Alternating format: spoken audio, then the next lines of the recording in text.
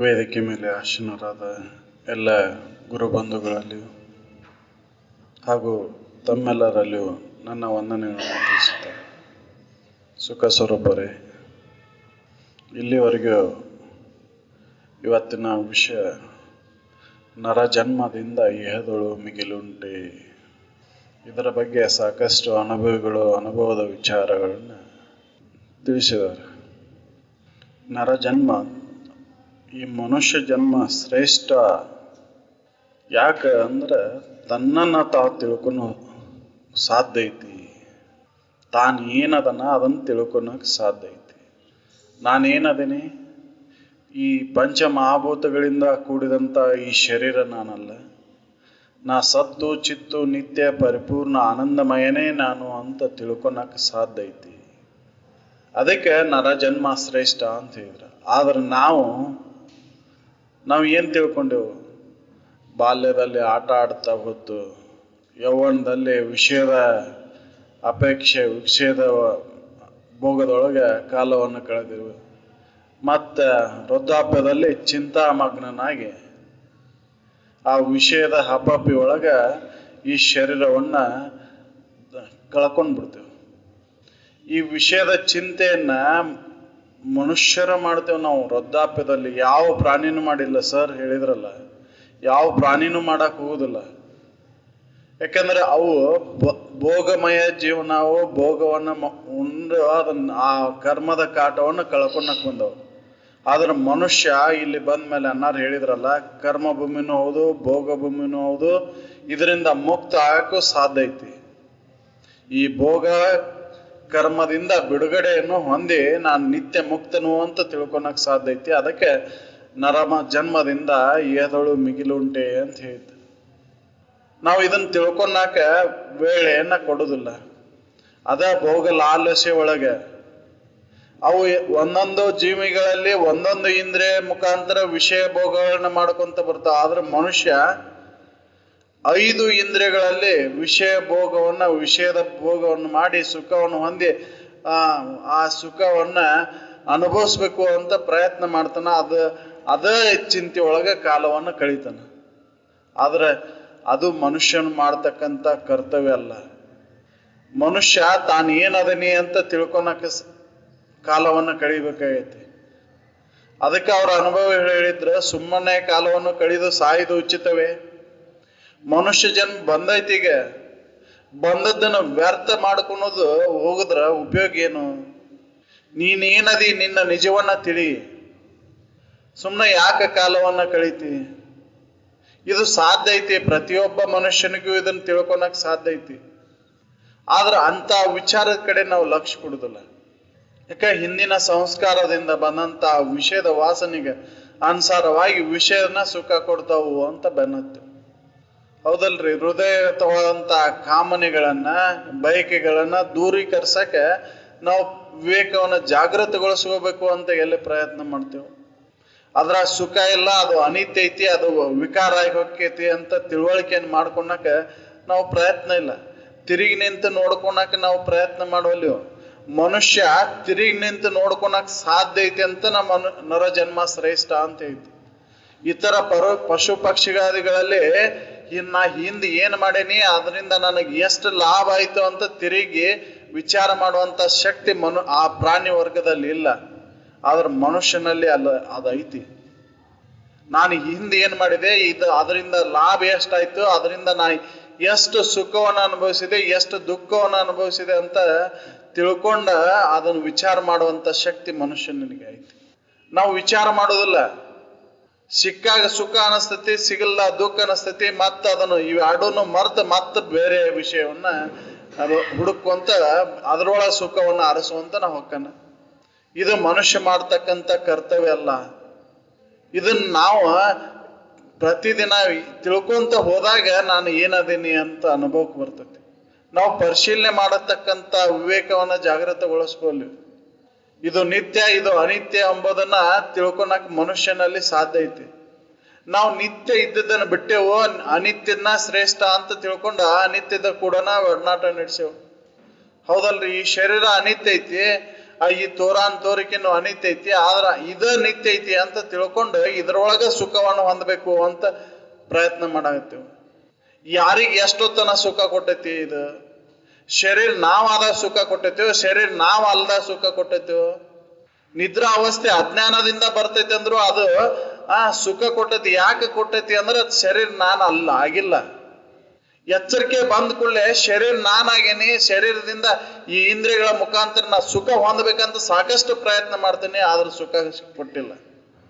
ಅಲ್ಲಿ ಶರೀರ ನಾನಾಗಿಲ್ಲ, ಇಂದ್ರಿಯಗಳನ್ನು ಇಲ್ಲ, ಮನಸ್ಸನ್ನು ಅಡೈತಿ, ಆರಾಮದೇನ. ಇಲ್ಲಿ ಮನಸ್ಸ ಶರೀರ ಇಂದ್ರಿಯಗಳ ಕೂಡ ಒಡನಾಟ ಮಾಡ್ಕೊಂತ ನಾ ಸುಖ ಹೊಂದಬೇಕು ಅಂತ ಆ ಜೀವನವನ್ನ ವ್ಯರ್ಥ ಸಮಯವನ್ನ ಹಾಳು ಮಾಡ್ಕೊಂಡ್. ಹೌದಲ್ರಿ? ಅನ್ನಾರು ಹೇಳಿದ್ರಲ್ಲ, 50 ವರ್ಷ, ನಮ್ಮ 100 ವರ್ಷದ ಆಯುಷ್ಯ ಐತೆ ಅಂದ್ರ 50 ವರ್ಷ ನಿದ್ರೆ ಒಳಗ ಕಳಿತೇವು, ಅಜ್ಞಾನ ಅವಸ್ಥೆಯಲ್ಲೇ ಕಳಿತೇವು. ಇನ್ನು 50 ವರ್ಷದಾಗ 25 ವರ್ಷ ಬರೇ ಆಟ ಪಾಠದಾಗ ಹೋಗ್ತೇವೆ, 25 ವರ್ಷ ಬರೇ ವಿಷಯ ಭೋಗದೊಳಗೆ. ಇನ್ನು ನಾನೇನ ತಿಳ್ಕೊಳಕ್ ವೇಳೆಯನ್ನ ಎಲ್ಲಿ ಕೊಡ್ತೇವೆ? ಅದಕ್ಕೆ ಬಂದೈತಿ, ಮನುಷ್ಯ ಜನ್ಮ ಬಂದೈತಿ. ಯಾವುದೇ ಪುಣ್ಯದ ಅಂಶದಿಂದ ಮನುಷ್ಯ ಜನ್ಮ ಬಂದೈತಿ. ಈಗ ಬಂದಂತ ಮನುಷ್ಯ ಜನ್ಮವನ್ನ ವ್ಯರ್ಥ ಕಳೆಯದೆ ಮುಮುಕ್ಷತ್ವವನ್ನ ಪಡಿಬೇಕಾಗೈತಿ.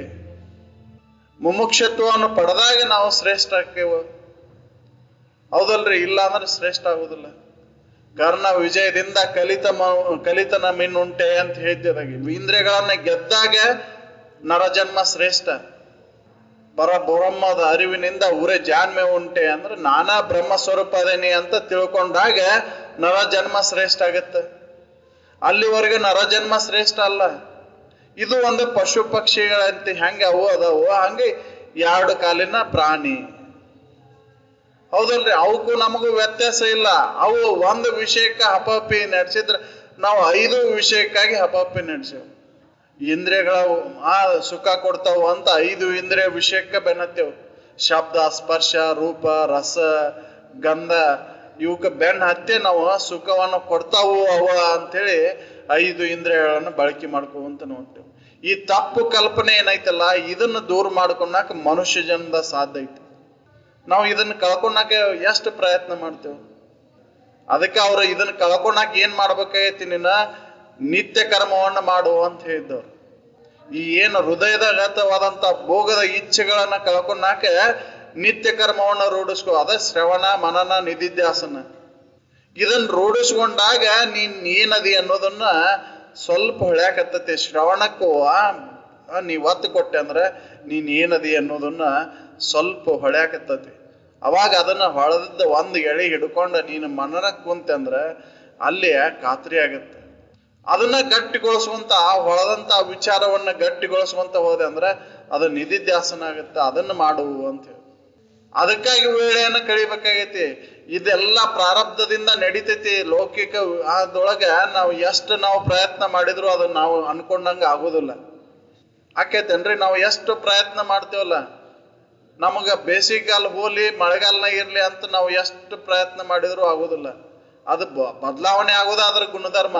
ಹಂಗೆ ಇದು ಶರೀರನೂ ಕೂಡ ಬದಲಾವಣೆ. ನಾವು ಹೆಂಗಿರ್ಬೇಕು ಅಂತ ಪ್ರಯತ್ನ ಮಾಡಿದ್ರು ಹಂಗಿರುವುದಿಲ್ಲ. ಕ್ಷಣಕ್ಕೂ ಬದಲಾವಣೆ ಆಕೈತಿ. ಆ ಕ್ಷಣಕ್ಕೂ ಬದಲಾವಣೆಯನ್ನ ನೀನು ತಿಳಿತಿ, ನೀನು ಅರಿತಿ. ಆದ್ರೂ ಕೂಡ ಆ ಅರಿವಿನ ಅನುಭವವನ್ನ ನೀ ಮಾಡ್ಕೊಳಕ್ ಯಾಕಾಗಲ್ಲ ಅಂದ್ರೆ ಅದ್ರ ಕಡೆ ಲಕ್ಷ್ಯ ಕೊಟ್ಟಿಲ್ಲ. ಹೌದಲ್ರಿ? ಈ ಶರೀರದೊಳಗ ಅಸಂಖ್ಯಾತ ಕ್ರಿಯೆಗಳು ನಡೆದಾವ. ಪಚನ ಕ್ರಿಯೆ ನಡೆದೈತಿ, ಸರ್ ಹೇಳಿದಂಗ ಉಸಿರಾಟ ಕ್ರಿಯೆ ನಡೆದೈತಿ, ಎಲ್ಲಾ ಕ್ರಿಯೆಗಳು ನಡೆದಾವ. ಆದ್ರ ಅದಕ್ಕೆ ಆಧಾರವ ನೀನದಿ. ಅದನ್ನ ಅನುಭವದಿಂದ ಕಂಡ್ಕೊ ನೀನು ಅಂತ ಹೇಳಿದ್ರು. ಸುಮ್ನ ನೀ ಇಂದ್ರಿಯಗಳ ಮುಖಾಂತರ ಈ ಜಗತ್ತು ಸುಂದರ ಐತಿ, ಇದು ಜಗತ್ತಿನೊಳಗೆ ಆ ಸುಂದರತ್ವವನ್ನು ಅನುಭವಿಸ್ಬೇಕು ಅಂತ ಸಾಕಷ್ಟು ನೀ ಪ್ರಯತ್ನ ಮಾಡಿದ್ರು ಅದು ನಿನಗೆ ಏನೋ ನೆಮ್ಮದಿ ಕೊಟ್ಟಿಲ್ಲ. ಯಾಕಂದ್ರೆ ಬದಲಾವಣೆ ಆಕೈತಿ. ಅದು ಬದಲಾವಣೆ ಆಗೋದು ನಿನಗೆ ಸುಖವನ್ನ ಕೊಡುದಿಲ್ಲ. ಬದಲಾಗಮನೆ ಆಗದೆ ಇರುವಿಕೆ ಏನೈತಿಲ್ಲ ಅದ್ರ ಕಡೆ ಲಕ್ಷ್ಯ ಕೊಟ್ಟೆ ಅಂದ್ರೆ ನೀನು ಸುಖದಿಂದ ಇರ್ತಿ.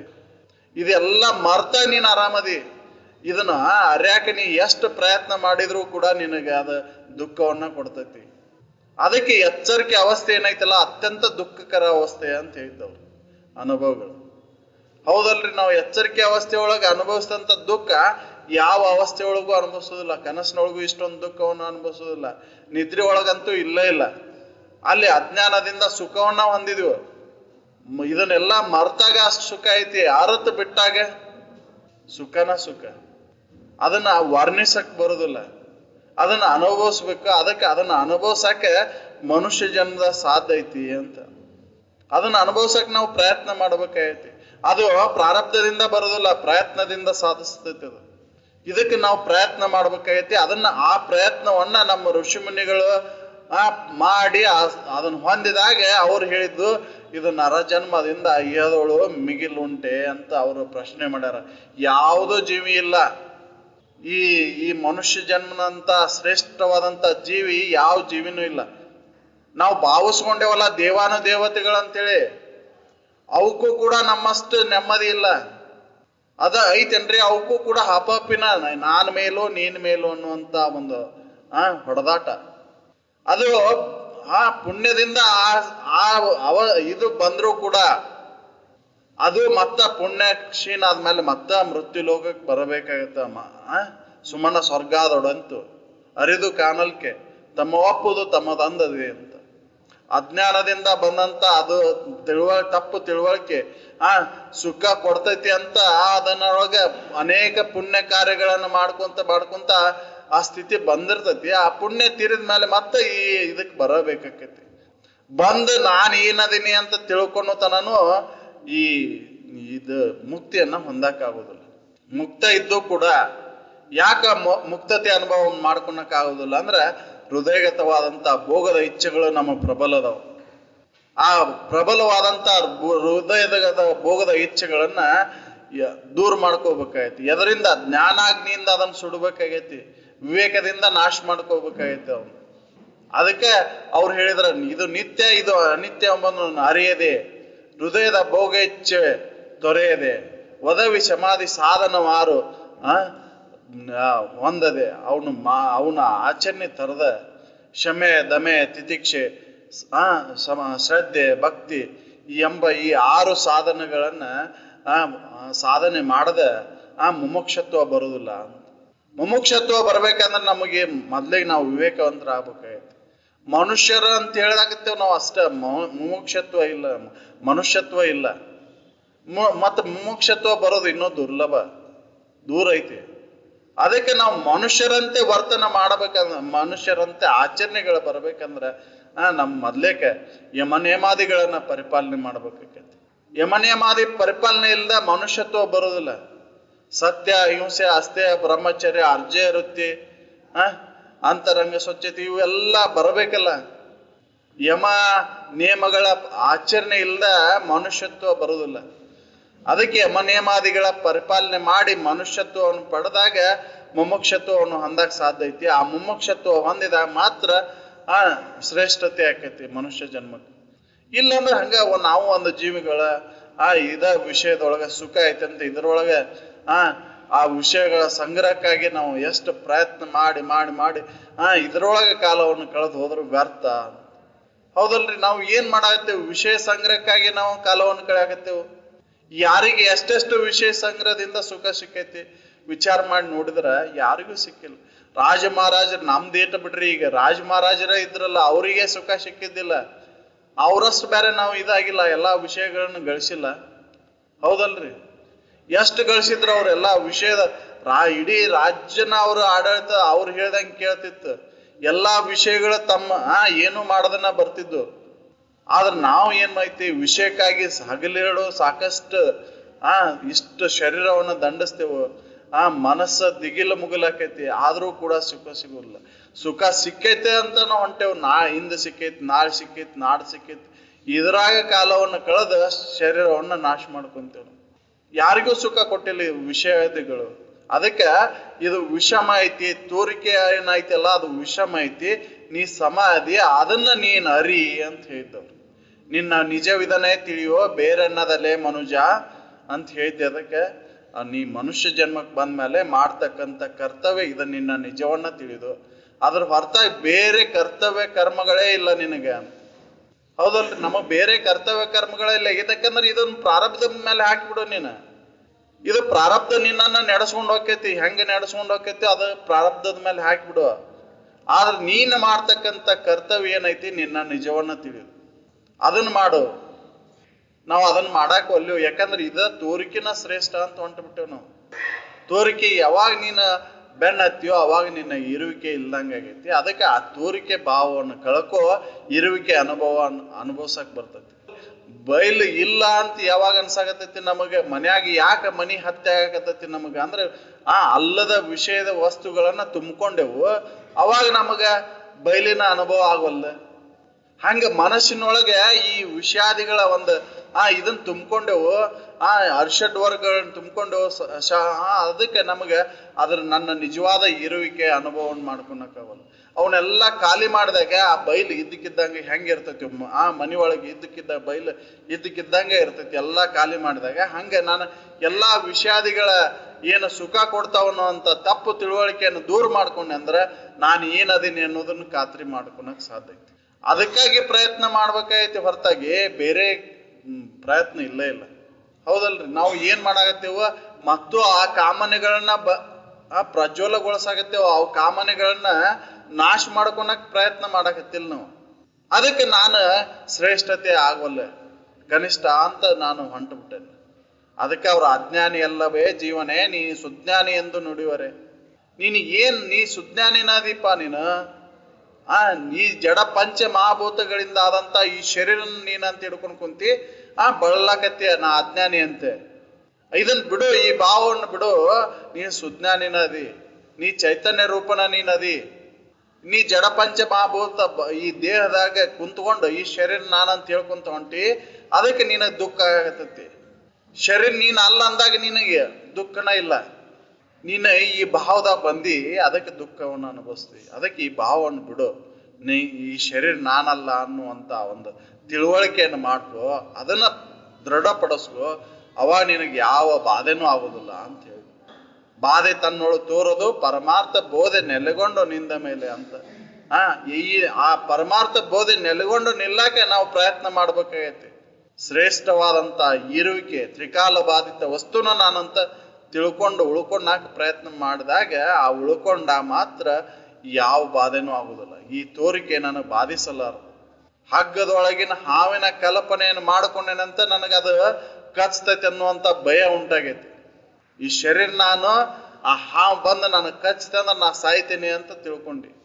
ಆ ಹಗ್ಗದೊಳಗೆ ಹಾವು ಇಲ್ಲ ಅಂತ ನೀ ತಿಳುವಳಿಕೆಯನ್ನು ಮಾಡ್ಕೋ. ಈ ಶರೀರ ನಾನಲ್ಲ ಅಂತ ತಿಳುವಳಿಕೆಯನ್ನು ಮಾಡ್ಕೊ. ನಿನ್ಗೆ ಯಾವ ಭಯನೂ ಇಲ್ಲ. ಶರೀರ ನಾನಲ್ಲ ಅಂತ ತಿಳ್ಕೊಂಡೆ ಅಂದ್ರ ಆ ಹಗ್ಗದೊಳಗಿನ ಹಾವು ಏನೂ ಮಾಡ್ಲಾರ. ಅದನ್ನ ತಿಳ್ಕೊಂಡಾಕ ನಾವು ಪ್ರಯತ್ನ ಮಾಡಿಲ್ಲ. ನಾವು ಹಗ್ಗನ ಅದು ಅಂತ ತಿಳ್ಕೊಂಡಾಕ ಪ್ರಯತ್ನ ನಾವು ಮಾಡಿಲ್ಲ. ಮಬ್ಬುಗತ್ತಲೆಯಲ್ಲಿ ತೋರೈತಿ, ಅಜ್ಞಾನದೊಳಗೆ ತೋರಿದಂತ ಈ ಜಗತ್ತ ಶ್ರೇಷ್ಠ ಅಂತ ಹೊಂಟೆವು. ಈ ಜಗತ್ತಿನೊಳಗಿರುವಂತ ವಿಷಾದಿಗಳ ಸುಖ ಕೊಡ್ತಾವು ಅಂತ ನಾವು ಹೊಂಟೆವು. ಅದು ಮನುಷ್ಯರು ಮಾಡ್ತಕ್ಕಂಥ ಕರ್ತವ್ಯ ಅಲ್ಲ. ಯಾಕಂದ್ರೆ ಅನೇಕ ಜನ್ಮದೊಳಗೆ ಇದ್ದ ವಿಷಯಾದಿ ಒಡನಾಟದೊಳಗ ಬಂದಿ. ನೀನು ಏನೇನಾಗಿ ಬಂದಿ ಪಾಪಾನುಗುಣದಿಂದ ವಿಚಾರ ಮಾಡಿ ನೋಡ್ಕೊ. ನೀನು ಏನೇನು ನಿನ್ನ ಕಣ್ಣೆದುರಿಗೆ ಅದಾವು ಜೀವಿಗಳು, ಯಾವ್ಯಾವ ಜೀವಿ ಹೆಂಗೆ ಜೀವನ ನಡೆಸವು ನೋಡ್ಕೊ. ನೀನು ಅಷ್ಟೆಲ್ಲ ಅಸಂಖ್ಯಾತ 84 ಲಕ್ಷ ಜೀವರಾಶಿ ಒಳಗೆ ನೀನು ಹುಟ್ಟುತ್ತಲೇ ಹೊಂದುತ್ತಲೇ ಎದಕ್ಕೆ ಬಂದಿ? ವಿಷಯದ ಮೇಲಿನ ಪ್ರೀತಿ. ವಿಷಯನ ನಾನು ಸುಖ ಕೊಡ್ತಾವಂತ ತಪ್ಪು ತಿಳುವಳಿಕೆನ ಇದು ಹುಟ್ಟು ಸಾವಳಿಗೆ ಕಾರಣ ಆಗೈತಿ. ಅದಕ್ಕೆ ಆ ವಿಷಯ ನಾನು ಸುಖ ಕೊಡಲಾರವು, ನಾ ಸುಖರೂಪಿನಾದೇನೆ ಅಂತ ತಿಳುವಳಿಕೆಯನ್ನು ಮಾಡ್ಕೊಳಕ್ ಪ್ರಯತ್ನ ಮಾಡು. ಅವಾಗ ನರ ಜನ್ಮ ಶ್ರೇಷ್ಠ ಆಕೈತಿ ಅಂತ ಅನುಭವಗಳೆಲ್ಲ ಎಚ್ಚರಿಕೆ ಕೊಟ್ಟು ಹೇಳ್ಯಾರ. ಅದಕ್ಕೆ ನಾವು ಪ್ರಯತ್ನ ಮಾಡ್ಬೇಕಾಗೈತಿ. ಇದು ಪ್ರಯತ್ನದಿಂದನ ಮಾತ್ರ ಸಾಧ್ಯ ಐತಿ, ಪ್ರಯತ್ನ ಇಲ್ದ ಆಗುದಿಲ್ಲ. ಅದಕ್ಕೆ ನಾವು ಪ್ರಯತ್ನಶೀಲರಾಗಬೇಕಾಗೈತಿ. ಅದಕ್ಕೆ ನಾವು ಪ್ರತಿದಿನ ಇದನ್ನ ಎಡೆಬಿಡದೆ ನಿತ್ಯ ಕರ್ಮ ನಮ್ದು ಯಾವುದು ಅಂದ್ರೆ ಇದ ಶ್ರವಣ ಮನನ ನಿಧಿಧ್ಯಾಸ. ಇದನ್ನ ಮಾಡ್ಕೊಂತ ಹೋದಾಗ ಆ ಮಂಗಲಕರವಾದಂತ ಇರುವಿನಲ್ಲಿ ನೆಲೆ ನಿಲ್ಲಕ್ ಸಾಧ್ಯ ಐತಿ. ಅವಾಗ ಈ ಶರೀರದಿಂದ ವಾಣಿಯಿಂದ ಮನುಷ್ಯನಿಂದ ಆಗ್ತಕ್ಕಂಥ ಎಲ್ಲಾ ದೋಷಗಳು ದೂರಕ್ಕವು. ನೀ ಹೊರಗೆ ಬಂದಾಗ ನಿನ್ನ ಯಮ ನಿಯಮಾದಿಗಳನ್ನು ಪರಿಪಾಲನೆ ಮಾಡು. ಒಳಗೆ ಹೋದರ ನಿನ್ನ ಕುರಿತಾದಂತ ಚಿಂತನೆಯನ್ನು ಮಾಡು. ಈ ಲೌಕಿಕ ವ್ಯವಹಾರದಾಗ ಬಂದಾಗ ನೀನ ಈ ಯಮ ನಿಯಮಾದಿಗಳನ್ನು ಪರಿಪಾಲನೆ ಮಾಡು. ಒಳಗೆ ಹೋದಾಗ ನಿನ್ನ ಕುರಿತಾದಂತ ಚಿಂತನೆಯನ್ನು ಮಾಡುವಂತ ಅನುಭವಗಳ ಎಚ್ಚರಿಕೆ ಕೊಟ್ಟು ಹೇಳ್ಯಾರ. ಅದನ್ನ ಮಾಡಿದ ನಾವು ಅಂದಾಗ ಮಾತ್ರ ನಾವು ಶ್ರೇಷ್ಠತೆಯನ್ನು ಸಾಧಿಸಕ್ ಸಾಧ್ಯ ಐತಿ. ಇಲ್ಲ ಅಂದ್ರ ನಾವು ಒಂದು ಪ್ರಾಣಿ ವರ್ಗ ಆಗಿ ಮತ್ತ ಹೀನ ಜಮಿ ಆಗಿ ಹುಟ್ಟದ ಮತ್ತು ಯಾಕಂದ್ರೆ ಕರ್ಮಾನುಸಾರವಾದ ಬರುದ ಮಾಡಿದ್ದು ಮಾರಾಯ ಅಂತೇನು ನಾನು ನೋಡಿ ಐತಿ. ಅದಕ್ಕೆ ಅನುಸಾರವಾಗಿ ನಾವು ಏನು ಮತ್ತೆ ಪುನರಪಿ ಜೀವ ಪುನರಪಿ ಮರಣ ಇದು ನಡೆದ ಈ ಭವಚಕ್ರದಿಂದ ಪಾರಾಗಬೇಕಂದ್ರೆ ನನ್ನ ನಿಜವನ್ನ ತಿಳ್ಕೊಬೇಕು. ಅಂದಾಗ ಮನುಷ್ಯ ಜನ್ಮ ಶ್ರೇಷ್ಠ ಆಕೈತಿ. ಅದನ್ನ ಎಲ್ಲ ಅನುಭವಗಳು ನಮಗೆ ಹೇಳಿ ನಮ್ಮನ್ನ ಎಚ್ಚರಿಸಿ ಆ ಸ್ಥಿತಿಯನ್ನ ಇದ್ದುಕೊಂಡು ತೋರಿಸಿ ಹೋಗ್ಯಾರ. ಅಂತ ಸ್ಥಿತಿಯನ್ನು ನಾವು ಹೊಂದಿ ಮುಕ್ತರಾಗುನು ಅಂತೇಳಿ ನಾನು 2 ಮಾತನ್ನು ಮುಗಿಸ್ತೇನೆ. 2 ಮಿನಿಟ್ ಮೌನವಾಗಿರಿ.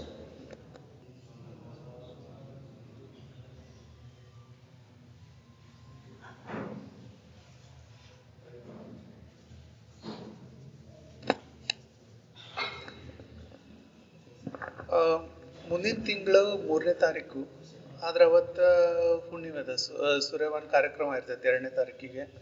ಅದಕ್ಕೆ ಅದರದ್ದು ಮುಂದಿನ ವಾರ ಚೇಂಜ್ ಮಾಡೋಣ.